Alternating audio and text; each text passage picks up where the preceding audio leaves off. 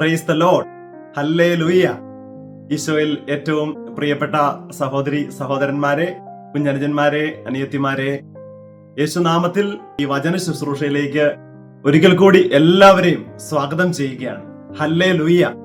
പ്രിയപ്പെട്ട സഹോദരി സഹോദരങ്ങളെ, നമ്മള് ഇന്നത്തെ വചന ശുശ്രൂഷയ്ക്കായിട്ട് ഒരുങ്ങുമ്പോൾ നമ്മുടെ ശരീരത്തെയും ആത്മാവിനെയും മനസ്സിനെയും, നമ്മുടെ ചിന്തകളെയും വാക്കുകളെയും പ്രവൃത്തികളെയും, നമ്മുടെ ജീവിതത്തിന്റെ സമസ്ത മേഖലകളെയും ഈശോയുടെ കരങ്ങളിലേക്ക് നമുക്ക് സമർപ്പിച്ച് പ്രാർത്ഥിക്കാം. ഒരു ദിവസം കൂടെ ഈശോ നമുക്ക് ദാനമായിട്ട് തന്നു. നമ്മുടെ ആയുസിന്റെ ദൈർഘ്യം ഒരു ദിവസം കൂടെ ഈശോ നീട്ടി തന്നു. ഇന്ന് നമ്മുടെ ജീവിതങ്ങളിലേക്ക് ഈശോ ചൊരിയുന്ന എല്ലാ കൃപകളെയും എല്ലാ അനുഗ്രഹങ്ങളെയും ഓർത്ത് നമുക്ക് ഈശോയ്ക്ക് നന്ദി പറയാം. പ്രിയപ്പെട്ട സഹോദരങ്ങളെ, വിശുദ്ധ ലൂക്കാ എഴുതിയ സുവിശേഷം 24-ാം അധ്യായം അതിന്റെ 45-ാം തിരുവചനം. Gospel of saint Luke chapter 24:45. ദൈവത്തിന്റെ വചനം അവിടെ ഇപ്രകാരമാണ് പറയുന്നത്: വിശുദ്ധ ലിഖിതങ്ങൾ ഗ്രഹിക്കാൻ തക്കവിധം ഈശോ അവരുടെ മനസ്സിനെ തുറന്നു. പ്രിയപ്പെട്ട സഹോദരങ്ങളെ, ഉയർത്തെഴുന്നേറ്റതിനു ശേഷം, ഈശോ ശിഷ്യന്മാർക്ക് പ്രതീക്ഷപ്പെട്ടതിന് ശേഷം, അവരുടെ ഹൃദയത്തെ, അവരുടെ മനസ്സിനെ ആ വിശുദ്ധ ലിഖിതങ്ങൾ ഗ്രഹിക്കാൻ തക്കവണ്ണം ഈശോ തുറന്നു എന്നാണ് ലൂക്കായുടെ സുവിശേഷം 24:45 വചനം പറയുന്നത്. അതുപോലെ പ്രിയപ്പെട്ടവരെ, ഇന്ന് വചനം നമ്മൾ കേൾക്കുമ്പോൾ, ദൈവത്തിന്റെ സ്വരം നമ്മൾ ശ്രവിക്കുമ്പോൾ, നമ്മുടെ ഹൃദയങ്ങളും നമ്മുടെ മനസ്സും തുറക്കപ്പെടാൻ വേണ്ടി നമുക്ക് ആഗ്രഹിക്കുകയും പ്രാർത്ഥിക്കുകയും ചെയ്യാം. പരിശുദ്ധ അമ്മയുടെ വലിയ മധ്യസ്ഥം, ദൈവമാതാവിന്റെ വലിയ മധ്യസ്ഥം തേടി നമുക്ക് പ്രാർത്ഥിക്കാം. നന്മ നിറഞ്ഞ മറിയമേ സ്വസ്തി, കർത്താവ് അങ്ങയുടെ കൂടെ, സ്ത്രീകളിൽ അങ്ങ് അനുഗ്രഹിക്കപ്പെട്ടവളാവുന്നു. അങ്ങയുടെ ഉദരത്തിന്റെ ഫലമായ ഈശോ അനുഗ്രഹിക്കപ്പെട്ടവനാവുന്നു. പരിശുദ്ധ മറിയമേ തമ്പുരാന്റെ അമ്മേ, പാപികളായ ഞങ്ങൾക്ക് വേണ്ടി എപ്പോഴും ഞങ്ങളുടെ മരണസമയത്തും തമ്പുരാനോട് അപേക്ഷിച്ചോളണമേ. ആമേൻ. ഹല്ലേലൂയ. പ്രിയപ്പെട്ടവരെ, നിങ്ങൾക്ക് എല്ലാവർക്കും സുഖമാണെന്ന് വിശ്വസിക്കുകയാണ്. ഒരിക്കൽ കൂടി ഈ ഒരു വചന ശുശ്രൂഷയിൽ പങ്കെടുക്കുവാനായിട്ട് നമ്മളെ ഓരോരുത്തരെയും അനുഗ്രഹിച്ച ദൈവത്തിന് നമുക്ക് ഒത്തിരി നന്ദി പറഞ്ഞ് പ്രാർത്ഥിക്കാം. പ്രിയപ്പെട്ടവരെ, ഇന്ന് നമ്മുടെ അനുദിന ജീവിതവുമായിട്ട് വളരെ ബന്ധപ്പെട്ട ഒരു കാര്യം ചിന്തിക്കാനാണ് ദൈവത്തിന്റെ ആത്മാവ് ഒരു പ്രചോദനം തന്നത്. പ്രിയപ്പെട്ടവരെ, ഞാൻ ഓർക്കുകയാണ്, ഞാൻ ഈ വർഷം നാട്ടിലേക്ക് പോകാനായിട്ട് മധ്യവേനൽ അവധിയുടെ സമയത്ത്, സമ്മർ വെക്കേഷന്റെ സമയത്ത് പോകാനായിട്ട് ഞാൻ ടിക്കറ്റ് എടുത്തിട്ടുണ്ട്. അപ്പൊ പ്രിയപ്പെട്ടവരെ, നമ്മൾ ഫ്ലൈറ്റിൽ യാത്ര ചെയ്യും. നമ്മൾ പല രാജ്യങ്ങളിൽ പോകാറുണ്ട്, പലരെയും വിസിറ്റ് ചെയ്യാറുണ്ട്. നമ്മൾ ഫ്ലൈറ്റിൽ യാത്ര ചെയ്യുമ്പോൾ ഈ ഫ്ലൈറ്റിന്റെ മെക്കാനിസം അത് അറിയാമോ എന്ന് നിങ്ങൾ ആരെങ്കിലും എന്നോട് ചോദിക്കുകയാണ്. അതായത് എയറോനോട്ടിക്കൽ എഞ്ചിനീയറിംഗ് പഠിച്ചിട്ടുണ്ടോ, ഈ ഫ്ലൈറ്റ് എങ്ങനെയാണ് ആകാശത്തൂടെ യാത്ര ചെയ്യുന്നതെന്ന് ചോദിച്ചു കഴിഞ്ഞാൽ എനിക്കതിന്റെ ടെക്നിക്കോ അതിന്റെ മെക്കാനിസമോ അറിയില്ല. പക്ഷേ സ്റ്റിൽ ഫ്ലൈറ്റിൽ നമ്മൾ എല്ലാവരും യാത്ര ചെയ്യാറുണ്ടല്ലേ. അതുപോലെ നമ്മുടെ അനുദിന ജീവിതത്തിൽ നമ്മൾ എല്ലാവരും മൊബൈൽ ഫോണുകൾ ഉപയോഗിക്കുന്നവരാണ് അല്ലെ. സോഷ്യൽ മീഡിയ പ്ലാറ്റ്ഫോമുകൾ ഉപയോഗിക്കുന്നവരാണ്. അത് ഫേസ്ബുക്ക് ആയിരിക്കാം, വാട്സപ്പ് ആയിരിക്കാം. അങ്ങനെ സ്മാർട്ട് ഫോണുകൾ ഇല്ലാത്തവരായിട്ട് ഇന്ന് ഈ ലോകത്തിന്റെ ഏത് രാജ്യത്താണ് നിങ്ങൾ ജീവിക്കുന്നതെങ്കിലും ആരും തന്നെ ഉണ്ടാവില്ല. എല്ലാവരും ഈ സ്മാർട്ട് ഫോണുകൾ ഉപയോഗിക്കുന്നവരാണ്. എങ്കിലും പ്രിയപ്പെട്ടവരെ, ഈ സ്മാർട്ട് ഫോണിന്റെ ടെക്നോളജി അതെങ്ങനെയാണ് വർക്ക് ചെയ്യുന്നത്, അതിന്റെ ഒരു മെക്കാനിസം അറിയാമോ എന്ന ഒരു ചോദ്യം നമ്മളോട് ചോദിച്ചു കഴിഞ്ഞാൽ നമ്മളിൽ പലരുടെയും ഉത്തരം നമുക്കത് അറിയില്ല. പക്ഷെ അത് അറിയില്ലെങ്കിലും നമുക്ക് ആ മൊബൈൽ ഫോൺ നമ്മൾ ഉപയോഗിക്കുന്നുണ്ട്. അതല്ലെങ്കിൽ ഞാൻ അതിന്റെ ടെക്നോളജി മെക്കാനിസം ഒക്കെ പഠിച്ചിട്ടേ ഞാൻ മൊബൈൽ ഫോൺ ഉപയോഗിക്കൂ എന്ന് നമ്മളാരും വാശി പിടിക്കാറില്ല അല്ലെ. നമ്മളിപ്പോ കമ്പ്യൂട്ടർ, ലാപ്ടോപ്പ് അല്ലെങ്കിൽ ഐപാഡ്, ഇതൊക്കെ നമ്മുടെ അനുദിന ജീവിതത്തിൽ, നമ്മുടെ ജോലിയിലും എല്ലാം നമ്മൾ ഉപയോഗിക്കുന്നുണ്ട്. അനേക വർഷങ്ങളായിട്ട് കമ്പ്യൂട്ടർ ഉപയോഗിക്കുന്നവരാണ് നമ്മളെല്ലാവരും. എന്നാൽ നമ്മളാരും കമ്പ്യൂട്ടർ എഞ്ചിനീയറിംഗ് പഠിച്ചിട്ടില്ല, അല്ലെ അതിന്റെ ടെക്നോളജിയോ അതിന്റെ മെക്കാനിസമോ പഠിച്ചിട്ടല്ല നമ്മളാരും കമ്പ്യൂട്ടർ ഉപയോഗിക്കുന്നത്. അങ്ങനെ നമ്മൾ ഷാട്ടിൻ പിടിക്കാറില്ല. അതല്ലെങ്കിൽ ഇപ്പൊ ഞാൻ എന്റെ ജീവിതത്തിലേക്ക് നോക്കി കഴിഞ്ഞാൽ അനേക വർഷങ്ങളായിട്ട് കാർ ഉപയോഗിക്കുന്നുണ്ട്. ഇപ്പൊ യാത്ര ചെയ്യാനായിട്ട് കാർ ഉപയോഗിക്കുന്നു. പക്ഷെ പ്രിയപ്പെട്ടവരെ, നിങ്ങൾ ആരെങ്കിലും എന്നോട് ചോദിക്കുകയാണ് ഇതിന്റെ സ്റ്റിയറിംഗ് എങ്ങനെയാണ് വർക്ക് ചെയ്യുന്നത്, അതല്ലെങ്കിൽ അതിന്റെ എക്സോസ്റ്റ് സിസ്റ്റം എങ്ങനെയാണ് വർക്ക് ചെയ്യുന്നത്, അതല്ലെങ്കിൽ അതിന്റെ ക്ലച്ച് എങ്ങനെയാണ് വർക്ക് ചെയ്യുന്നത്, അതിന്റെ ഗിയർ സിസ്റ്റംസ് എങ്ങനെയാണ്, അതിന്റെ ടെക്നോളജി എന്താണ്, ഇതിന്റെ ആക്സിലേറ്റർ എങ്ങനെയാണ് വർക്ക് ചെയ്യുന്നത് എന്ന് ചോദിച്ചു കഴിഞ്ഞാൽ അതിന്റെ ഉത്തരം എനിക്ക് അറിയില്ല എന്നുള്ളതാണ്. പക്ഷെ എന്നാലും ഞാൻ കാർ ഡ്രൈവ് ചെയ്യുന്നുണ്ട്. അപ്പൊ പ്രിയപ്പെട്ട സഹോദരങ്ങളെ, അപ്പൊ നമ്മുടെ അനുദിന ജീവിതത്തില് നമ്മൾ ചെയ്യുന്ന കാര്യങ്ങൾ, അത് മൊബൈൽ ഫോൺ ഉപയോഗിക്കുന്നതായിരിക്കാം, കാർ ഡ്രൈവ് ചെയ്യുന്നതായിരിക്കാം, കമ്പ്യൂട്ടർ ഉപയോഗിക്കുന്നതായിരിക്കാം, ഒരു ഫ്ലൈറ്റിൽ യാത്ര ചെയ്യുന്നതായിരിക്കാം. അപ്പൊ അതിന്റെ ഒരു ടെക്നോളജിയും അതിന്റെ ഒരു മെക്കാനിസവും അതിന്റെ ഒരു ലോജിക്കും ഒന്നും അറിയാതെ തന്നെ നമ്മൾ അതെല്ലാം ഉപയോഗിക്കുന്നുണ്ട്. എന്നാൽ പ്രിയപ്പെട്ട സഹോദരങ്ങളെ, നമ്മൾ വളരെ ശ്രദ്ധിക്കേണ്ട ഒരു മേഖലയുണ്ട്. നമ്മുടെ ആത്മീയ ജീവിതത്തിലേക്ക് വന്നു കഴിയുമ്പോൾ, പ്രിയപ്പെട്ടവരെ, ദൈവവചനവുമായിട്ട് ബന്ധപ്പെട്ട കാര്യങ്ങളിലേക്ക് കടന്നു വന്നു കഴിയുമ്പോൾ, സ്വർഗീയ കാര്യങ്ങളിലേക്ക് കടന്നു വന്നു കഴിയുമ്പോൾ, നമ്മുടെ വിശ്വാസത്തിലേക്ക് കടന്നു വന്നു കഴിയുമ്പോൾ, സാത്താൻ നമ്മുടെ മനസ്സിലേക്ക് തരുന്ന ഒരു ചോദ്യമുണ്ട്: വൈ, എന്തുകൊണ്ട്? ഞാൻ ഉദാഹരണങ്ങൾ പറയാം. പ്രിയപ്പെട്ട സഹോദരങ്ങളെ, അനേകം പേരോട് ചോദിച്ചിട്ടുണ്ട്, എന്തിനാണ് പള്ളിയിൽ പോകുന്നത്, എന്തിനാണ് ദേവാലയത്തിൽ പോകുന്നത്, എന്തിനാണ് ദൈവവചനം വായിക്കുന്നത്? എന്തിനാണ് അടിക്കടി കുമ്പസാരിക്കുന്നത്? ലോകത്തിലുള്ള കൂട്ടുകാരെല്ലാവരും എല്ലാവരും ചുറ്റും നോക്കുമ്പോൾ ലൗകികമായ സുഖ സൗകര്യങ്ങളിൽ കഴിയുന്നു, അതല്ലെങ്കിൽ മദ്യപാനത്തിലൂടെയൊക്കെ പോകുന്നു. ഞാൻ മാത്രം എന്തുകൊണ്ട് മദ്യപിക്കാതിരിക്കണം? പ്രിയപ്പെട്ടവരെ, ഞാൻ മാത്രം എന്തുകൊണ്ട് പാപം ചെയ്യാതിരിക്കണം?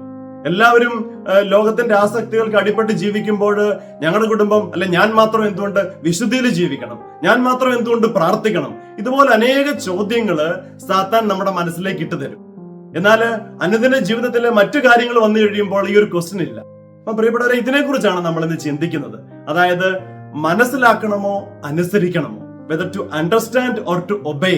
അപ്പൊ നമ്മുടെ ജീവിതത്തിൽ മനസ്സിലാക്കിയിട്ട് അനുസരിക്കണമോ, അതോ ദൈവിക കാര്യങ്ങള് കേൾക്കുമ്പോൾ അത് അതേപടി അനുസരിക്കണമോ? എന്താണ് ദൈവത്തിന്റെ ആത്മാവ് ആഗ്രഹിക്കുന്നത്? ഇതിനെക്കുറിച്ചാണ് നമ്മൾ ഇന്ന് ചിന്തിക്കുന്നത്. പ്രിയപ്പെട്ടവരെ, ഇതിനെക്കുറിച്ച് ഒരു മനോഹരമായ വചനം ബൈബിളിൽ എഴുതി വെച്ചിട്ടുണ്ട്. അത് യെശയ്യാ പ്രവാചകന്റെ പുസ്തകം 1-ാം അധ്യായം അതിന്റെ 19-ഉം 20-ഉം തിരുവചനങ്ങളാണ്. യെശയ്യാ പ്രവാചകന്റെ പുസ്തകം 1-ാം അധ്യായം 19, 20 തിരുവചനങ്ങൾ. അവിടെ വചനം ഇപ്രകാരം പറയുകയാണ്: അനുസരിക്കാൻ സന്നദ്ധരെങ്കിൽ നിങ്ങൾ ഐശ്വര്യം ആസ്വദിക്കും. അനുസരിക്കാതെ ധിക്കാരം തുടർന്നാൽ നിങ്ങൾ വാളിനിരയായി തീരും. കർത്താവ് അരുളി ചെയ്തിരിക്കുന്നു. പ്രിയപ്പെട്ടവരെ, വചനം നമ്മോട് പറയുകയാണ്, it's better to obey rather than to understand. അനുസരിക്കുന്നതാണ് നമ്മുടെ ജീവിതത്തില് അനുഗ്രഹത്തിന് കാരണമായിട്ട് തീരുന്നത് എന്ന് യെശയ്യാ പ്രവാചകന്റെ പുസ്തകം 1-ാം അധ്യായം അതിന്റെ 19, 20 വചനങ്ങൾ നമ്മളെ ഓർപ്പിക്കുകയാണ്. പ്രിയപ്പെട്ടവരെ, നമ്മുടെ ബൈബിൾ എടുത്ത് തുറന്നു നോക്കിക്കഴിഞ്ഞാൽ ഉൽപ്പത്തി മുതൽ വെളിപാട് വരെ പഴയ നിയമത്തിലും പുതിയ നിയമത്തിലും അനേക വ്യക്തി ജീവിതങ്ങളെ ബൈബിള് നമുക്ക് പരിചയപ്പെടുത്തി തരുന്നുണ്ട്. അപ്പൊ ഇവരെയെല്ലാം നമ്മളൊന്ന് കാറ്റഗറൈസ് ചെയ്ത് കഴിഞ്ഞു കഴിഞ്ഞാൽ നമുക്ക് 2 തരം ആൾക്കാരെയാണ് ബൈബിളിൽ നമുക്ക് കണ്ടുമുട്ടാൻ സാധിക്കുക. അതായത് ആദ്യത്തെ കൂട്ടർ എന്ന് വെച്ച് കഴിഞ്ഞാല് ദൈവം എന്തു പറഞ്ഞാലും ദൈവിക കാര്യങ്ങളിലേക്ക് വന്നു കഴിയുമ്പോൾ, വിശ്വാസവുമായിട്ട് ബന്ധപ്പെട്ടുള്ള കാര്യങ്ങളിലേക്ക് വന്നു കഴിയുമ്പോൾ, അതല്ല ദൈവവചനവുമായിട്ട് ബന്ധപ്പെട്ട കാര്യങ്ങളിലേക്ക് വന്നു കഴിയുമ്പോൾ, സഭയുമായിട്ട് ബന്ധപ്പെട്ട കാര്യങ്ങളിലേക്ക് വന്നു കഴിയുമ്പോൾ കാര്യങ്ങളെ മനസ്സിലാക്കാനല്ല അവർ ശ്രമിച്ചത്, എപ്പോഴും അനുസരിക്കാൻ ശ്രമിച്ച ഒരു കൂട്ടം ആൾക്കാർ. എന്നാൽ മറുഭാഗത്ത് മറ്റൊരു കൂട്ടം ആൾക്കാരുണ്ട്. അവര് അനുസരിക്കാൻ കൂട്ടാക്കിയില്ല, അവര് മനസ്സിലാക്കാൻ ശ്രമിച്ചു. ജീവിതത്തില് പരാജയപ്പെട്ട് പോയ ഒരു കൂട്ടം ആൾക്കാരെയും ബൈബിള് നമുക്ക് പരിചയപ്പെടുത്തുന്നുണ്ട്. പ്രിയപ്പെട്ടവരെ, നമുക്ക് ഒരുപാട് നേരമില്ലാത്തത് കൊണ്ട് ഓരോ ഉദാഹരണങ്ങള് നമുക്ക് ഈ 2 കാറ്റഗറിയിൽ ഒന്ന് പരിശോധിച്ച് നോക്കാം. പ്രിയപ്പെട്ടവരെ, വിശുദ്ധ ലൂക്ക എഴുതിയ സുവിശേഷം അതിന്റെ 1-ാമത്തെ അധ്യായം 28 മുതൽ 36 വരെയുള്ള തിരുവചനങ്ങൾ. Gospel of saint Luke chapter 1 verses 28 to 36. ഇത് വായിക്കുമ്പോൾ നമുക്കറിയാം, നമുക്ക് വളരെ പരിചിതമായ തിരുവചന ഭാഗമാണ്. പരിശുദ്ധ അമ്മയെക്കുറിച്ചുള്ള വചനഭാഗമാണ് ലൂക്കയുടെ സുവിശേഷം 1-ാം അധ്യായത്തിൽ കൂടുതലും നമ്മൾ വായിക്കുന്നത്. പ്രിയപ്പെട്ടവർ, അവിടെ 28 മുതൽ 36 വരെയുള്ള വചനങ്ങൾ വായിക്കുമ്പോൾ അവിടെ ഇങ്ങനെ എഴുതി വെച്ചിരിക്കുകയാണ്: 6-ാം മാസം ഗബ്രിയേൽ ദൂതൻ ദാവീദിന്റെ വംശത്തിൽപ്പെട്ട ജോസഫ് എന്നു പേരായ പുരുഷനുമായി വിവാഹ നിശ്ചയം കഴിഞ്ഞിരുന്ന മറിയത്തിന്റെ അടുക്കലേക്ക് ദൈവത്താൽ അയക്കപ്പെട്ടു. പ്രിയപ്പെട്ടവരെ, ഈ ഗബ്രിയേൽ ദൂതന് മറിയത്തിന്റെ അടുത്ത് വന്നിട്ട് പറയുന്നുണ്ട്: ദൈവകൃപ നിറഞ്ഞവളെ സ്വസ്തി, കർത്താവ് നിന്നോട് കൂടെ, നീ ഗർഭം ധരിച്ചൊരു പുത്രനെ പ്രസവിക്കും, നീ അവന് യേശു എന്ന് പേരിടണം. പ്രിയപ്പെട്ടവരെ, ഈ ഒരു സന്ദേശം കേട്ടപ്പോൾ പരിശുദ്ധ അമ്മ ഒരൊറ്റ കാര്യം മാത്രമാണ് ചോദിക്കുന്നത്: ഇതെങ്ങനെ സംഭവിക്കും? കാരണം ഞാൻ പുരുഷനെ അറിയുന്നില്ലല്ലോ. ഇതിന് മറുപടിയായിട്ട് വിശുദ്ധ ലൂക്ക എഴുതിയ സുവിശേഷം അതിന്റെ 1-ാം അധ്യായം 35-36 തിരുവചനങ്ങളിൽ ഗബ്രിയേൽ ദൂതൻ പരിശുദ്ധ അമ്മയോട് പറയുന്ന ഒരു കാര്യമുണ്ട്: പരിശുദ്ധാത്മാവ് നിന്റെ മേൽ വരും, അത്യുന്നതന്റെ ശക്തി നിന്റെ മേൽ ആവസിക്കും, അതിനാൽ ജനിക്കാൻ പോകുന്ന ശിശു പരിശുദ്ധൻ, ദൈവപുത്രൻ എന്ന് വിളിക്കപ്പെടും. പ്രിയപ്പെട്ടവരെ, ഇതെങ്ങനെയാണ് സംഭവിക്കുക എന്ന് പരിശുദ്ധ അമ്മ ഒരു ചോദ്യം ചോദിക്കുന്നു. അതിന് മറുപടിയായിട്ട് ഗബ്രിയേൽ ദൂതൻ പറയുകയാണ്: പരിശുദ്ധാത്മാവ് നിന്റെ മേൽ വരും. പ്രിയപ്പെട്ടവരെ, ദൈവത്തിന്റെ ആത്മാവ് അവിടെ വ്യാപരിച്ചപ്പോൾ, ദൈവത്തിന്റെ ആത്മാവ് കൊണ്ട് നിറഞ്ഞപ്പോൾ, പരിശുദ്ധാത്മാവിനാൽ നിറഞ്ഞപ്പോൾ, പ്രിയപ്പെട്ടവരെ, ഈ ഒരു വലിയ കാര്യത്തെ, ആ ഒരു വലിയ സംശയമെല്ലാം പരിശുദ്ധമ്മയുടെ മനസ്സിൽ നിന്ന് മാറി അതിനെ അനുസരിക്കാൻ തക്കവണ്ണം പരിശുദ്ധമ്മയുടെ മനസ്സും ശരീരവും എല്ലാം പെട്ടെന്ന് ഒരുക്കപ്പെടുന്നതായിട്ട് നമുക്ക് ബൈബിളിൽ കാണാൻ സാധിക്കും. ലൂക്കയുടെ സുവിശേഷം 1:38 പരിശുദ്ധമ്മ പറയുന്നുണ്ട്: ഇതാ കർത്താവിന്റെ ദാസി, നിന്റെ വചനം പോലെ എന്നിൽ ഭവിക്കട്ടെ. പ്രിയപ്പെട്ടവരെ, നോക്കിക്കേ, പരിശുദ്ധമ്മയുടെ ജീവിതത്തിലേക്ക് നോക്കിക്കേ. അതിന്റെ ഒരു ലോജിക്ക്, അതിന്റെ ഒരു റാഷണൽ, അതിന്റെ ഒരു സയന്റിഫിക് പ്രിൻസിപ്പിൾ, അതിന്റെ ഒരു മെക്കാനിസം, ഇതൊന്നും അറിയാനായിട്ട് യഹൂദ പ്രമാണികളുടെ അടുക്കലേക്കോ, അതല്ലെങ്കിൽ സദുക്കാരുടെ അടുക്കലേക്കോ, പരിസരുടെ അടുക്കലേക്കോ, അതല്ലെങ്കിൽ അവരുടെ മതപണ്ഡിതന്മാരുടെ അടുക്കലേക്കോ ഒന്നും പരിശുദ്ധമ്മ പോയതായിട്ട് അവിടെ കാണുന്നില്ല. പ്രിയപ്പെട്ടവരെ, അതെങ്ങനെ സംഭവിക്കും? അതിന്റെ ഒരു ടെക്നിക്ക് എങ്ങനെയാ, അതിന്റെ ഒരു മെക്കാനിസം എങ്ങനെയാ, അതിന്റെ ഒരു ലോജിക് എങ്ങനെയാ, അതിന്റെ ഒരു റാഷണൽ എങ്ങനെയാ എന്നൊന്നും പരിശുദ്ധമ്മ അവിടെ ചിന്തിക്കുന്നില്ല. ഉടനെ പരിശുദ്ധമ്മ പറയുന്ന ഒരു കാര്യമുണ്ട്, ഇതാ കർത്താവിന്റെ ദാസി, നിന്റെ വചനം പോലെ എന്നിൽ ഭവിക്കട്ടെ. പ്രിയപ്പെട്ടവരെ, അപ്പൊ അവിടെ പൂർണ്ണമായിട്ടും ആ ദൈവികമായിട്ടുള്ള ദൂതിനെ അനുസരിക്കുകയും ആ ദൈവിക പദ്ധതിയോട് പ്രിയപ്പെട്ടവരെ സഹകരിക്കുകയും ചെയ്യുന്ന ഒരു പരിശുദ്ധ അമ്മയാണ് നമുക്ക് ബൈബിളിൽ കണ്ടുമുട്ടാൻ സാധിക്കുക. അങ്ങനെ സഹകരിച്ചതുകൊണ്ടും അനുസരിച്ചതുകൊണ്ടുമാണ് പ്രിയപ്പെട്ടവരെ പരിശുദ്ധ അമ്മ ദൈവമാതാവായിട്ട് തീർന്നത്, സഭയുടെ അമ്മയായിട്ട് തീർന്നത്, നമ്മുടെ ഓരോരുത്തരുടെയും അമ്മയായിട്ട് പരിശുദ്ധ അമ്മ മാറിയത്. പറഞ്ഞേ ഹല്ലേലൂയ, ഹല്ലേലൂയ. പ്രിയപ്പെട്ടവരെ, അതുകൊണ്ട് ദൈവികമായ കാര്യങ്ങൾ വരുമ്പോൾ, സ്വർഗീയമായ കാര്യങ്ങൾ വരുമ്പോൾ, ദൈവവചനവുമായിട്ട് ബന്ധപ്പെട്ട കാര്യങ്ങൾ വരുമ്പോൾ, വിശ്വാസവുമായിട്ട് ബന്ധപ്പെട്ട കാര്യങ്ങൾ വരുമ്പോൾ, സഭാപരമായ കാര്യങ്ങൾ വരുമ്പോൾ അതിനെ പൂർണ്ണമായിട്ട് ഒരുപക്ഷെ നമുക്ക് മനസ്സിലാക്കാൻ സാധിക്കില്ല. കാരണം പ്രിയപ്പെട്ടവരെ, അതിന്റെ ഒരു കാരണമുണ്ട്. ദൈവിക കാര്യങ്ങളെ, സ്വർഗീയ ക്രമീകരണങ്ങളെ മാനുഷിക ബുദ്ധിയാൽ നമുക്ക് മനസ്സിലാക്കാൻ സാധിക്കാത്തത് കൊണ്ട് ഏറ്റവും നല്ലത് അതിനെ ഒബേ ചെയ്യുക, അതിനെ അനുസരിക്കുക എന്നുള്ളതാണ്. ഞാൻ എൻ്റെ ജീവിതത്തിലുണ്ടായ ചെറിയൊരു സംഭവം ഞാൻ നിങ്ങളോട് ഷെയർ ചെയ്യാം. കുറച്ച് വർഷങ്ങൾക്ക് മുന്നെയാണ്. എൻ്റെ കുഞ്ഞു മകൾക്ക് ഒരു ഗവൺമെന്റിൽ നിന്നും ഒരു ഒഫീഷ്യൽ ഡോക്യുമെന്റ് വേണമായിരുന്നു. അപ്പോൾ ഇവിടെ അതിന് വേണ്ടിയിട്ടുള്ള ആപ്ലിക്കേഷൻസ് എല്ലാം കൊടുത്ത് ഞാൻ ഇങ്ങനെ വെയിറ്റ് ചെയ്തപ്പോൾ ആ ഓഫീസിൽ നിന്നും എനിക്കൊരു മറുപടി വന്നു, ഇന്ന കാരണങ്ങൾ കൊണ്ട് ഈ ഡോക്യുമെന്റ് നിങ്ങളുടെ മകൾക്ക് ഇഷ്യൂ ചെയ്യാൻ സാധിക്കില്ല. അപ്പൊ അതിനകത്ത് പറഞ്ഞിരിക്കുന്ന കാര്യങ്ങളെല്ലാം ജെന്യൂൻ ആണ്, റീസണബിൾ ആണ്. അപ്പൊ ഇന്ന കാരണങ്ങളുണ്ട്, അതുകൊണ്ട് ഈ ഡോക്യുമെന്റ് ഒരിക്കലും താങ്കളുടെ മകൾക്ക് ഇഷ്യൂ ചെയ്യാൻ സാധിക്കില്ല എന്ന് പറഞ്ഞ് എനിക്കൊരു ലെറ്റർ കിട്ടി. അപ്പൊ പ്രിയപ്പെട്ടവരെ, ഒത്തിരി സങ്കടമായി. കാരണം ആ ഒരു ഡോക്യുമെന്റ് ഇല്ലാതെ മകളുടെ മുമ്പോട്ടുള്ള കാര്യങ്ങളൊന്നും നടക്കില്ല. അപ്പൊ അതുകൊണ്ട് ആ ഡോക്യുമെന്റ് നമുക്ക് ഉണ്ടായേ പറ്റൂ. അപ്പൊ അതിനുവേണ്ടി ഒന്ന് പ്രാർത്ഥിച്ചു. അപ്പൊ ഞാനൊരു ഒരു പ്രിയപ്പെട്ട ഒരു അച്ഛനോട് ഇത് കാര്യങ്ങളെ കുറിച്ച് ഷെയർ ചെയ്തപ്പോൾ അച്ഛൻ പറഞ്ഞു, ഒന്നുകൊണ്ടും പേടിക്കണ്ട, ദൈവം ചില ക്രമീകരണങ്ങളൊക്കെ അവിടെ ചെയ്യുന്നുണ്ട്, ചില സ്വർഗീയ ക്രമീകരണങ്ങൾ നടക്കുന്നുണ്ട്. അതുകൊണ്ട് നമുക്ക് പരിശുദ്ധ അമ്മയുടെ മധ്യസ്ഥം തേടി നമുക്ക് പ്രാർത്ഥിക്കാം. അടുത്ത ആഴ്ച ഈ പള്ളിയിൽ വെച്ച് ഒരു മരിയൻ ധ്യാനം നടക്കുന്നുണ്ട്. അതുകൊണ്ട് സഹോദരൻ ആ ധ്യാനത്തിൽ വന്ന് കൂടുക, ദൈവം ഇടപെടും. പ്രിയപ്പെട്ടവരെ, അവിടെ ഞാൻ ഒന്നും ചിന്തിച്ചില്ല ഇതെങ്ങനെ നടക്കും, ഇത് ഇമ്പോസിബിൾ ആണെന്ന് ഓൾറെഡി നമുക്ക് ലെറ്റർ വന്നതാണല്ലോ. പ്രിയപ്പെട്ടവരെ, വചനം പറയുന്നു, വിശുദ്ധ ലൂക്കായുടെ സുവിശേഷം 18-ാം അധ്യായം 27-ാം തിരുവചനം, മനുഷ്യനാൽ അസാധ്യം എന്നാൽ ദൈവത്താൽ സാധ്യം. പെട്ടെന്ന് ഈ ഒരു വചനം പരിശുദ്ധാത്മാവ് എനിക്ക് ഓർപ്പിച്ചു തന്നു. ഞാൻ ഓർത്ത്, ശരിയാണല്ലോ, അതിന്റെ ലോജിക്കും അതിന്റെ റാഷണലും ഒന്നും നമ്മളിപ്പോ അന്വേഷിക്കേണ്ട സമയമല്ല ഇത്. ഇപ്പോൾ ദൈവത്തിൽ ആശ്രയിക്കേണ്ട സമയമാണ്, ദൈവസന്നിധിയിൽ ആയിരിക്കേണ്ട സമയമാണ്. അങ്ങനെ പ്രിയപ്പെട്ടവരെ, ആ അച്ഛൻ പറഞ്ഞതനുസരിച്ച് ഞാൻ ആ ധ്യാനത്തിലേക്ക് കടന്നുപോയി. ഞായറാഴ്ച ധ്യാനം ആരംഭിച്ചു. വ്യാഴാഴ്ച രാവിലെ ഏകദേശം ഒരു 8 മണിയായപ്പോൾ പരിശുദ്ധ കുർബാനയോടുകൂടി ധ്യാനം അവസാനിച്ചു.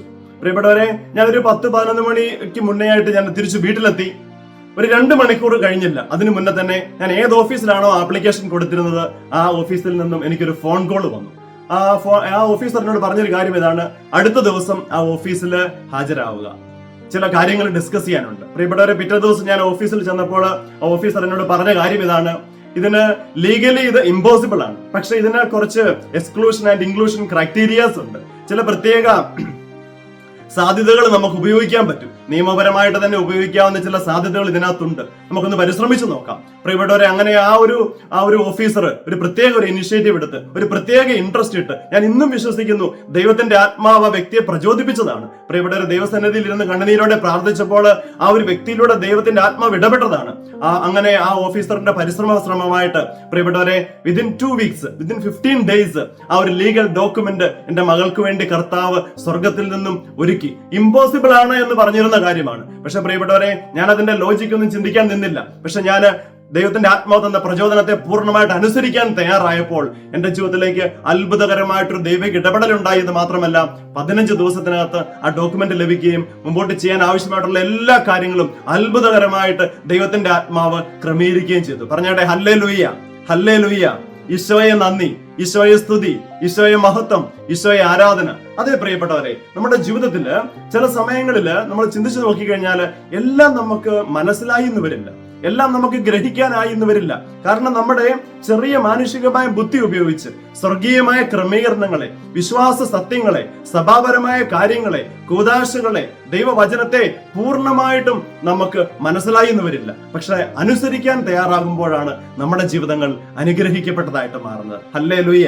ഇനി മറ്റൊരു കൂട്ടം ആൾക്കാരെയും ബൈബിള് നമുക്ക് പരിചയപ്പെടുത്തുന്നുണ്ട്. അതായത് ദൈവികമായ കാര്യങ്ങളെ അനുസരിക്കാൻ ശ്രമിക്കാതെ അതിനെ കൂടുതൽ അറിയാൻ, കൂടുതൽ മനസ്സിലാക്കാൻ ഒരു ക്യൂരിയോസിറ്റി, ഒരു ഇൻക്യൂസിറ്റീവ് നേച്ചർ, അതെന്തായിരിക്കും എന്ന് കൂടുതൽ അറിയാനായിട്ട് ശ്രമിച്ച് പരാജയപ്പെട്ട ഒരു കൂട്ടം ആൾക്കാരെ ബൈബിൾ പരിചയപ്പെടുത്തുന്നുണ്ട്. നമുക്ക് 1-2 വ്യക്തികളെ പെട്ടെന്നൊന്ന് കാണാം. നമുക്ക് പ്രധാനമായിട്ടും ഉൽപ്പത്തിയുടെ പുസ്തകം അതിന്റെ 3-ാമത്തെ അധ്യായം 1 മുതൽ 7 വരെയുള്ള തിരുവചനങ്ങൾ. Book of Genesis chapter 3 versus 1 to 7. ഉൽപ്പത്തിയുടെ പുസ്തകത്തില് പ്രിയപ്പെട്ടവരെ, നമുക്കറിയാം വളരെ പരിചിതമായ വചനഭാഗമാണ്. അവിടെ ഹവ്വായെ കുറിച്ചാണ് പ്രധാനമായിട്ട് പറഞ്ഞിരിക്കുന്നത്, അല്ലെ? ദൈവമായ കർത്താവ് ആദത്തിനെയും ഹവ്വായെയും ഏദൻ തോട്ടത്തിലാക്കിയപ്പോൾ ഒരൊറ്റ കണ്ടീഷനാണ് അവിടെ വെച്ചിരുന്നത്. തോട്ടത്തിന്റെ നടുവിലുള്ള വൃക്ഷത്തിന്റെ പഴം ഭക്ഷിക്കരുത്, തൊടരുത്, സ്പർശിക്കരുത്. എന്നാല് കൗശലക്കാരനായ സർപ്പം ഹവ്വായുടെ അടുക്കൽ വന്നിട്ട് പറയുന്നൊരു കാര്യമുണ്ട്, ഇവിടെ ഏതെങ്കിലും പഴം കഴിക്കരുതെന്ന് ദൈവമായ കർത്താവ് പറഞ്ഞിട്ടുണ്ടോ? അപ്പൊ ഹവ്വ പറഞ്ഞു, ഉണ്ട്, തോട്ടത്തിന്റെ നടുവിലുള്ള വൃക്ഷത്തിന്റെ പഴം കഴിക്കരുതെന്ന് പറഞ്ഞിട്ടുണ്ട്. ഉടനെ സർപ്പം ഹവ്വയോട് പറയുന്നൊരു കാര്യമുണ്ട്, ആ പഴം നിങ്ങൾ ഭക്ഷിച്ചു കഴിഞ്ഞാൽ നിങ്ങളുടെ കണ്ണുകൾ തുറക്കപ്പെടും, നന്മ തിന്മകളെ തിരിച്ചറിയാൻ നിങ്ങൾക്ക് സാധിക്കും, പ്രധാനപ്പെട്ടത് അതൊന്നുമല്ല, നിങ്ങൾ ദൈവത്തെ പോലെയാവും. പ്രിയപ്പെട്ട സഹോദരങ്ങളെ, ഇത് കേട്ട ഉടനെ ഹവ്വയുടെ മനസ്സില് പെട്ടെന്നൊരു ഒരു ഒരു ഇൻക്യൂസിറ്റീവ് നേച്ചർ ഉണ്ടാവുകയാണ്, പെട്ടെന്നൊരു ക്യൂരിയോസിറ്റി ഉണ്ടാവുകയാണ്, പെട്ടെന്നൊരു ആകാംക്ഷ ഉണ്ടാവുകയാണ്. ഓ, ഇത് കഴിച്ചാൽ ഞങ്ങൾ ദൈവത്തെ പോലെയാകും. അങ്ങനെ സർപ്പം ആ പഴം പറിച്ച് ഹവ്വായ്ക്ക് കൊടുത്തു. ഹവ്വ അത് ഭക്ഷിക്കുന്നു, ആദവും അത് ഭക്ഷിക്കുന്നു. പ്രിയപ്പെട്ടവരെ, നമുക്കറിയാം പിന്നെ ഉണ്ടായ സംഭവങ്ങളെല്ലാം. അവർ പാപം ചെയ്ത് ദൈവത്തിന്റെ മുമ്പിൽ കുറ്റക്കാരായി മാറി. അങ്ങനെ ഏദൻ തോട്ടത്തിൽ നിന്ന് പുറത്താക്കപ്പെട്ടു. പ്രിയപ്പെട്ടവരെ, ദൈവത്തിന്റെ കൽപ്പനകളുടെ നഗ്നമായ ലംഘനം മാത്രമല്ല അവിടെ നടന്നത്. അതിന് പ്രിയപ്പെട്ട സഹോദരങ്ങളെ, അതോടൊപ്പം തന്നെ കൂടുതൽ അറിയാനുള്ള ആഗ്രഹം മനുഷ്യകുലത്തിന്റെ മുഴുവൻ പതനത്തിന് കാരണമായിട്ട് തീർന്നു. കൂടുതൽ അറിയാൻ, അതെന്തായിരിക്കും, അതെങ്ങനെ ഉണ്ടായിരിക്കും, അതെങ്ങനെയായിരിക്കും എന്നൊക്കെയുള്ള ആ ഒരു ഇൻക്യൂസിറ്റീവ് നേച്ചർ, ആ ഒരു ക്യൂരിയോസിറ്റി, അതാണ് പ്രിയപ്പെട്ടവരെ വലിയ പരാജയത്തിലേക്ക് നയിച്ചത്. ഞാൻ ഇപ്പോഴും ഓർക്കുകയാണ്, ഒരിക്കൽ എന്റെ അടുക്കല് സ്പിരിച്വൽ ഷെയറിംഗിനായിട്ട് ഇടന്നു വന്ന ഒരു സഹോദരൻ അവന്റെ ജീവിതാനുഭവത്തെ ഷെയർ ചെയ്ത് ഞാൻ ഓർക്കുകയാണ്. നല്ല പ്രാർത്ഥനയുള്ള ഒരു കുടുംബത്തില് ജനിച്ച് വളർന്നു. അനുദിനം ദേവാലയത്തിൽ പോയി വിശുദ്ധ ബലിയിൽ പങ്കെടുത്ത് ജപമാല ചൊല്ലി പ്രാർത്ഥിക്കുന്ന ഒരു ദൈവപൈതലായിരുന്നു ഈ മകന്. പ്രിയപ്പെട്ടവരെ, ഈ +2 ശേഷം കേരളത്തിന് പുറത്ത് ഒരു പ്രൊഫഷണൽ കോളേജിലേക്ക് ഒരു പ്രൊഫഷണൽ കോഴ്സിനായിട്ട് ഇവൻ കടന്നുപോയി. അവന്റെ അമ്മ ഒരു വെഞ്ചരിച്ച കൊന്തയും ഒരു ബൈബിളും എല്ലാം അവന്റെ കൊടുത്തു വിട്ടിട്ട് പറഞ്ഞു, മോനെ, നീ എല്ലാ ദിവസവും നീ പ്രാർത്ഥിക്കണം, ജപമാല ചൊല്ലണം, ബൈബിള് വായിക്കണം, സാധിക്കുമ്പോഴെല്ലാം ദേവാലയത്തിൽ പോയി വിശുദ്ധ ബലിയിൽ പങ്കെടുക്കണം. അങ്ങനെ അവൻ നല്ല വിശുദ്ധിയിലും പ്രാർത്ഥനയിലും ഒക്കെ ആദ്യത്തെ വർഷം ചെലവഴിച്ചു. നല്ല മാർക്കോടുകൂടി ഫസ്റ്റ് ഇയർ എക്സാംസ് എല്ലാം പാസ്സായി. സെക്കൻഡ് ഇയറിലേക്ക് വന്നപ്പോൾ അവന്റെ ഉള്ളില് ചില അഹങ്കാരത്തിന്റെ ചിന്തകളൊക്കെ കടന്നു വന്നു. സീനിയറായി, ഇപ്പൊ ഇതാ ജൂനിയർ സ്റ്റുഡൻസ് ഒക്കെ വരുന്നു. അപ്പൊ ഇതാ അങ്ങനെ ചില പ്രത്യേക കാര്യങ്ങളൊക്കെ കോളേജിൽ നടക്കുന്നു. അപ്പൊ ഇതിന് അവന്റെ മനസ്സിലേക്ക് ചില ചിന്തകളൊക്കെ കടന്നു വരാൻ തുടങ്ങി. എന്തിനാ എല്ലാ ദിവസവും പള്ളിയിൽ പോയില്ല എന്നാ കുഴപ്പം, എല്ലാ ദിവസവും ബൈബിൾ വായിച്ചില്ലെങ്കിൽ ഇപ്പൊ എന്നാ കുഴപ്പം, എല്ലാ ദിവസവും പ്രാർത്ഥിച്ചില്ലെങ്കിൽ ഇപ്പൊ എന്നാ കുഴപ്പം. അങ്ങനെ കൂട്ടുകാരുടെ കൂടെയൊക്കെ പുറത്തൊക്കെ പോകാനായിട്ടൊക്കെ തുടങ്ങി. അങ്ങനെ പ്രിയപ്പെട്ട സഹോദരങ്ങളെ, അപ്പൊ കൂട്ടുകാരൊക്കെ ചിലരെല്ലാം മദ്യപിക്കുന്നത് കണ്ടപ്പോൾ ഇവന്റെ മനസ്സിലൊരു ക്യൂരിയോസിറ്റി, ഒരു ആകാംക്ഷ ഉണ്ടായി. അപ്പം അങ്ങനെ ചെറുതായിട്ട് മദ്യം രുചിച്ചു നോക്കി. അപ്പൊ നല്ലതൊന്ന് കണ്ടു. പ്രിയപ്പെട്ടവരെ, പിന്നെ പതിയെ കുറച്ചൊക്കെ കുടിക്കാൻ തുടങ്ങി. അങ്ങനെ കുറച്ചുനാൾ കഴിഞ്ഞപ്പോൾ എല്ലാ ദിവസവും കുടിക്കുന്ന ഒരു വ്യക്തിയായിട്ട് ഈ മകൻ മാറി. അപ്പൊ കുറച്ചുപേരെന്തോ സിറിഞ്ചിലൊക്കെ എടുത്ത് ഇങ്ങനെ കുത്തിവെക്കണ പോലെയൊക്കെ കാണിക്കുന്നു. അപ്പൊ ഒരു ആകാംക്ഷ തോന്നി. അപ്പൊ അങ്ങനെ പതിയെ ഡ്രഗ്സ് ഒക്കെ ഉപയോഗിക്കാൻ തുടങ്ങി. അങ്ങനെ പ്രിയപ്പെട്ടവരെ, അങ്ങനെ ഒരു ഡ്രഗ് അഡിക്റ്റ് ആയിട്ട് മാറി. പ്രിയപ്പെട്ടവരെ, അങ്ങനെ ആ ഒരു ക്യൂരിയോസിറ്റി, ആ ഒരു ആകാംക്ഷ, അതെങ്ങനെയായിരിക്കും, അത് അങ്ങനെ ചെയ്താൽ അതെങ്ങനെ ഉണ്ടായിരിക്കുമെന്ന് അറിയാനുള്ള ഒരു ആകാംക്ഷ ഈ മകന്റെ ജീവിതത്തിൽ വലിയൊരു പരാജയത്തിന് കാരണമായിട്ട് തീർന്നു. പ്രിയപ്പെട്ടവരെ, എന്നാൽ ആ ഒരു ശുശ്രൂഷയിൽ പങ്കെടുത്തു. ദൈവത്തിന്റെ ആത്മാവ് ആ വ്യക്തിയെ തൊട്ടു. ആ വ്യക്തി വിശുദ്ധിയിൽ ജീവിക്കാൻ ഒരു തീരുമാനമെടുത്തു. അങ്ങനെ ഒരു പുതിയ വ്യക്തിയായിട്ട് ഇന്ന് ജീവിക്കുന്നു. പക്ഷെ ഞാൻ ഈ ഒരു ടെസ്റ്റിമണി നിങ്ങളോട് ഷെയർ ചെയ്യാനുള്ള ഒരു കാരണം, പ്രിയപ്പെട്ടവരെ, അവന്റെ അമ്മ പറഞ്ഞു കൊടുത്ത കാര്യത്തെ അനുസരിക്കാൻ കൂട്ടാക്കാതെ അവന്റെ മനസ്സിലുണ്ടായ ആ ഒരു ക്യൂരിയോസിറ്റി, ആ ഒരു ആകാംക്ഷ, അതിനെ സാറ്റിസ്ഫൈ ചെയ്യാനായിട്ട് ഈ മകൻ ശ്രമിച്ചപ്പോൾ അത് അവന്റെ ജീവിതത്തില് വലിയ പരാജയത്തിന് കാരണമായിട്ട് തീർന്നു. ബൈബിളിലെ ഒരാളെയും കൂടെ ജസ്റ്റ് നിങ്ങളുടെ മുമ്പിൽ ഒന്ന് പരിചയപ്പെടുത്താൻ ആഗ്രഹിക്കുകയാണ്. അത് മറ്റാരുമല്ല, ഉൽപ്പത്തി പുസ്തകം 19-ാം അധ്യായത്തില് ഒരു വ്യക്തിയെ നമുക്ക് കാണാൻ സാധിക്കും. പ്രിയപ്പെട്ടവരെ, ലോത്ത് എന്ന് പറയുന്ന ഒരു വ്യക്തിയെ നമ്മളവിടെ കണ്ടുമുട്ടുകയാണ്. ഈ സോദോം ഗോമോറ എന്ന് പറയുന്ന ദേശത്ത് പാപം പെരുകിയപ്പോൾ അവിടെ അഗ്നിയും ഗന്ധകവും സ്വർഗത്തിൽ നിന്ന് വർഷിച്ച് ദൈവമായ കർത്താവ് ആ ദേശത്തെ നശിപ്പിക്കുന്നതാണ് ഈ ഉൽപ്പത്തി പുസ്തകം 19-ാം അധ്യായത്തിൽ എഴുതി വെച്ചിരിക്കുക. പ്രിയപ്പെട്ടവർ, എന്നാൽ അവിടെ നീതിമാനായിട്ട് ജീവിച്ചിരുന്ന വ്യക്തിയായിരുന്നു ലോത്ത്. അപ്പൊ ഈ ലോത്തിനെ ഈ 2 പട്ടണങ്ങളെ നശിപ്പിക്കുന്നതിന് മുന്നേ ദൈവമായ കർത്താവ് കൈപിടിച്ചിട്ട് ലോത്തിനെയും ലോത്തിന്റെ ഭാര്യയെയും 2 പെൺമക്കളെയും ആ പട്ടണത്തിന് പുറത്തേക്ക് കൂട്ടിക്കൊണ്ടുവരുന്നുണ്ട്. കൊണ്ടുവന്നിട്ട് ലോത്തിനോട് പറയുന്നൊരു കാര്യമുണ്ട്, നീ ആ കാണുന്ന ആ മലമുകളിലേക്ക് നീ ഓടിപ്പോവുക, പിന്തിരിഞ്ഞു നോക്കരുത്, നീ ഒരിക്കലും തിരിഞ്ഞു നോക്കരുത്. നീ ആ മലമുകളിലേക്ക് ഓടിപ്പോക്കോ, നീ ഇപ്പൊ രക്ഷപ്പെട്ടോ. അങ്ങനെ ലോത്തും ഭാര്യയും 2 പെൺകുട്ടികളുടെ മലമുകളിലേക്ക് ഓടിപ്പോകുന്ന സമയത്ത് പ്രിയപ്പെട്ട സഹോദരങ്ങളെ, പുറകിൽ എന്തൊക്കെയോ നടക്കുന്നു, സൗണ്ടുകൾ കേൾക്കാം, അവിടെ എന്തൊക്കെയോ നടക്കുന്നു. അപ്പൊ ഒരു ക്യൂരിയോസിറ്റി, ഒരു ആകാംക്ഷ, അവിടെ എന്തായിരിക്കും നടക്കുന്നതെന്ന് അറിയാനുള്ള ഒരു ആകാംക്ഷ, അത് മനസ്സിലാക്കാൻ, കൂടുതൽ അറിയാൻ ഒരു ആകാംക്ഷ ലോത്തിന്റെ ജീവിത പങ്കാളി, ലോത്തിന്റെ ഭാര്യയുടെ മനസ്സിലുണ്ടായി.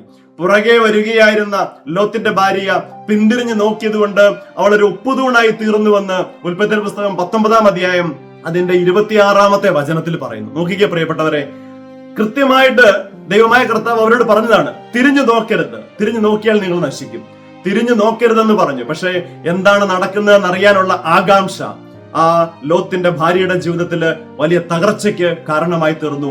അവൾ ഒരു ഉപ്പു തൂണായി തീർന്നു എന്ന് ബൈബിള് നമ്മളെ പഠിപ്പിക്കുന്നു. അതേ പ്രിയപ്പെട്ട സഹോദരങ്ങളെ, നമ്മുടെ ജീവിതത്തില് എല്ലാ ദൈവികമായ കാര്യങ്ങളും, എല്ലാ ദൈവിക ക്രമീകരണങ്ങളും, എല്ലാ സ്വർഗീയ ക്രമീകരണങ്ങളും നമുക്ക് മനസ്സിലായി എന്ന് വരില്ല. എന്നാല് എല്ലാം മനസ്സിലാക്കാൻ നിൽക്കാതെ അതിനെ അനുസരിക്കുമ്പോൾ നമ്മുടെ ജീവിതങ്ങൾ അനുഗ്രഹിക്കപ്പെട്ടതായിട്ട് മാറും. പ്രിയപ്പെട്ടവരെ, അതിന് വചനം നമ്മളോട് പറയുന്ന ഒരു കാര്യമുണ്ട്. യെശയ്യാ പ്രവാചകന്റെ പുസ്തകം 55-ാം അധ്യായം അതിന്റെ 8-9 തിരുവചനങ്ങൾ. അവിടെ വചനം പറയാണ്, എന്റെ ചിന്തകൾ നിങ്ങളുടേതുപോലെയല്ല, നിങ്ങളുടെ വഴികൾ എന്റേതുപോലെയുമല്ല. ആകാശം ഭൂമിയേക്കാൾ ഉയർന്നു നിൽക്കുന്നു, അതുപോലെ എന്റെ വഴികളും ചിന്തകളും നിങ്ങളുടേതിനേക്കാൾ ഉന്നതമത്രേ.